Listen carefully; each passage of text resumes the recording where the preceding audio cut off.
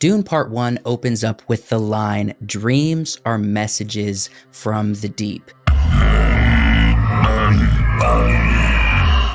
As cryptic as that might sound, I will be diving into what these specific messages are, what this means, as well as some secret messages that Dune Part 2 has in store for us. At this point, I just want to say spoiler warning because I will be talking about scenes and specific elements from Dune Part 2, and I know it's a really big deal in theaters right now, so if you haven't seen it, I just want to give you the opportunity to be warned now. Dune Part 1 clearly shows Paul's dreams or visions, and it explains it very much in that first movie, but it doesn't dive too far into this idea of, quote, the deep. The second movie makes it very clear that the deep is really referring to the power of Arrakis and the power it can give to those who can see it.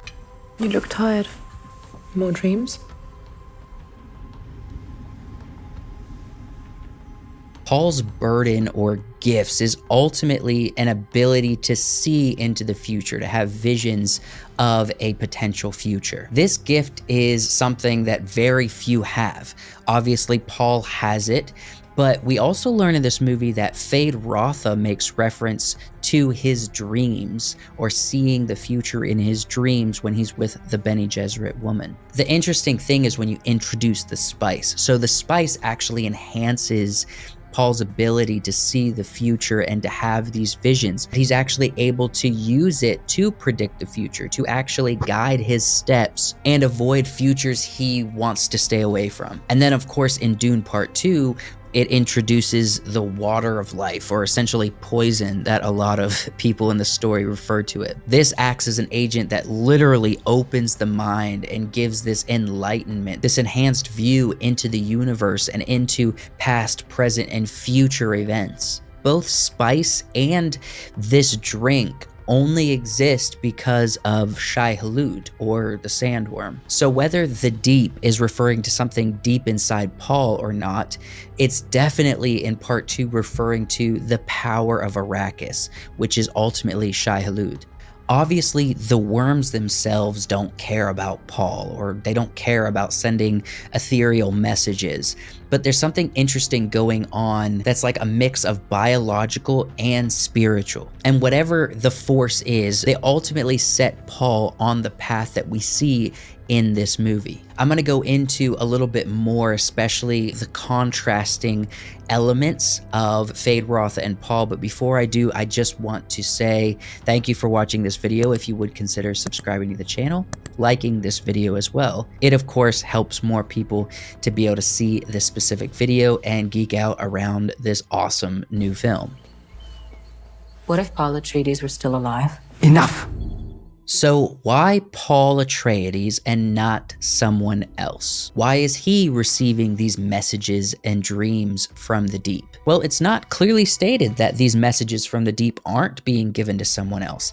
It's just Paul himself is uniquely positioned. And besides all the help that Paul had being the son of a duke in a powerful house and being the son of a Bene Gesserit woman, Jessica, Paul and his mother kind of create this power combo. At its core, Paul was perfectly positioned, and his mother was as well. There's a lot indicated in the story that Paul would not have become who he was at the end of Dune Part 2 if it wasn't for his mother's influence and his mother's motivations as well. So getting into kind of the secret messaging that this film really provides, it's very interesting to see how Denis Villeneuve crafted this story and then ultimately executed on the story adaptation he had written, because a lot of people believed that the Dune story was an unadaptable book. Frank Herbert wrote an incredibly detailed story. He took a futuristic multi-planet universe and crafted a tale of political intrigue,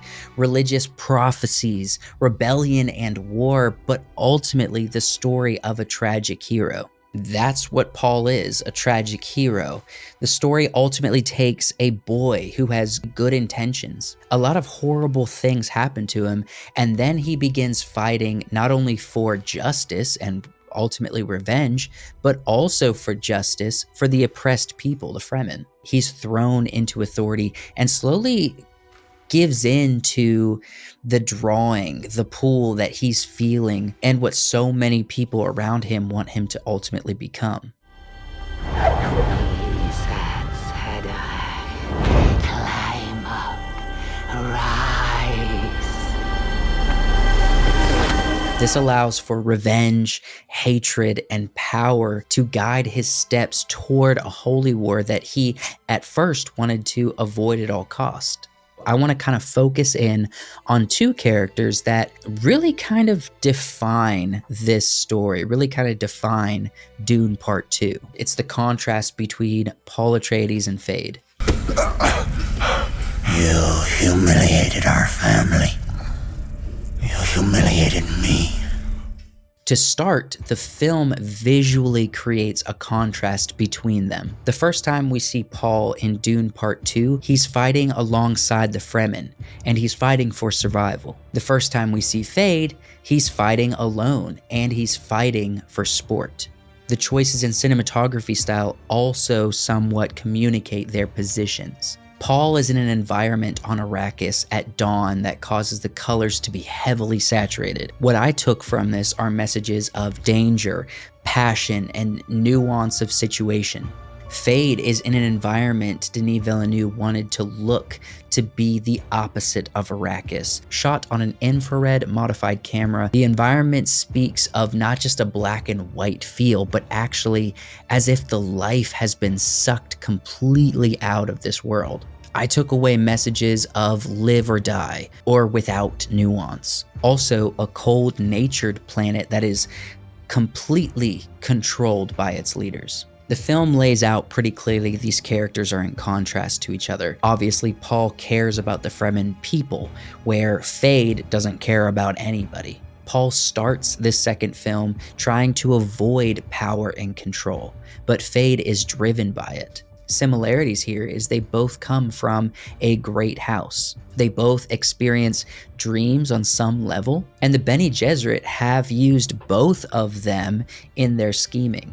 As Paul morphs into this Messiah character, he and Feyd start having similar attributes such as being calculated, a willingness to sacrifice lives, the control and authority over others that once had authority over them. He does not become cruel like Feyd is cruel, but with Paul's new authority, he starts to seek revenge and power as a motivator over the lives of people he truly cares about.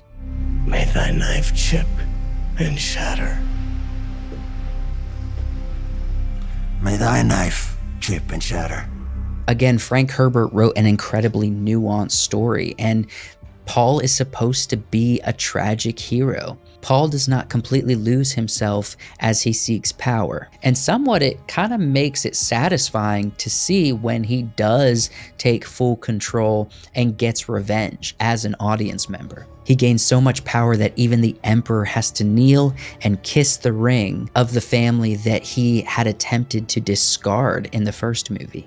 But it's tragic because the film shows so plainly with his earlier motivations, he doesn't want to start this holy war because of his care for the innocent lives. And because of Feyd and the Harkonnen, he starts to feel like he can't protect anyone he cares about without sacrificing thousands. That's why this is tragic. He has abandoned his moral compass, and in the end, does it truly make him morally superior to the Emperor or the Baron or even Feyd? I've already mentioned the incredible cinematography of this movie. Greig, Fraser, who happens to be one of my heroes, infused so much richness into this world and this story. Dune Part 2, he says himself, is one of his greatest bodies of work. I think Dune Part 2 is the best film I've ever shot. I think it's the most focused I've ever been.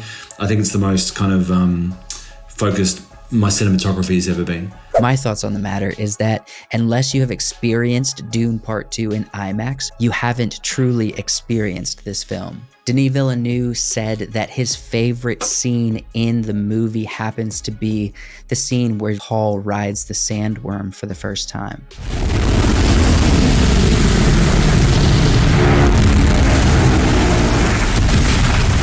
Greig says that Denis Villeneuve's favorite shot is a little shot of Paul's feet, and it kind of feels handheld and it tilts up as he gets into a standing position while riding the worm.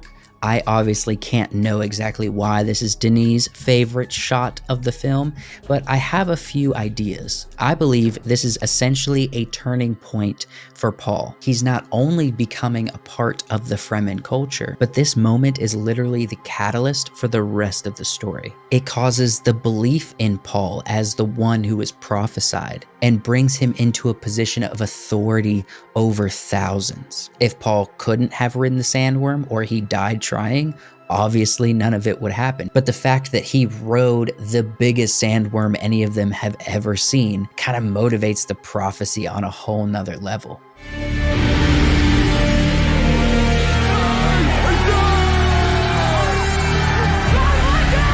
It's interesting going back to dreams are messages from the deep, that it's not the visions and it's not the dreams that grant Paul the leadership and power, but that this interaction with this creature from the deep, from the depths of Arrakis, is in some ways fulfilling Paul's path that he has been led on by his dreams and visions. This plays perfectly with something Wyatt told me on a recent podcast episode, that in the first movie, when Paul is feeling the effects and the visions of the spice for the first time, he says, "I recognize your steps, old man." This on the surface seems like it's just referring to Gurney Halleck, because earlier in the film, he had said the exact same line when he was entering the room. But this has a pretty incredible double meaning. The direct translation for Shai-Hulud is Old Man of the Desert. In that scene, a sandworm is about to swallow the spice miner. And as Paul is having these visions and feeling the sandworm approaching in the earth, the phrase, "I recognize your steps, old man," takes on such a deep, rich second meaning. It's literally in some fashion a feeling or prophecy from inside of Paul himself of what is to come, of the interaction with this old man of the desert that by biological proxy is guiding his path, is the power of Arrakis, and is going to give him the control that he honestly doesn't want at that moment. It's so incredible that there's this weird spiritual connection that not just Paul and the spice, but actually Paul and the power of Arrakis that ultimately emanates from the sandworm. And there's a spiritual connection between that and the fulfillment of prophecies that Paul seems to continuously over and over again fulfill. I also have a question for book readers. Does the book give any insight on how writers dismount a sandworm? I feel like that process could be actually more dangerous than actually getting on one. Can the sandworm be controlled so much to be told to stop? Let me know.